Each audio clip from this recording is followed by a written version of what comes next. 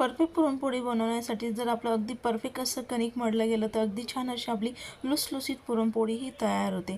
अगदी परफेक्ट असं कणिक कसं मळून घ्यायचं ते आज आपण बघणार आहोत। त्यासाठी इथे मी गव्हाचं पीठ घेतले, मीठ, पिठी साखर, अगदी थोडंसं यामध्ये आपण मेथीचं पीठ घातले, अगदी थोडीशी हळद घालून याला व्यवस्थित मिक्स करून घेऊया।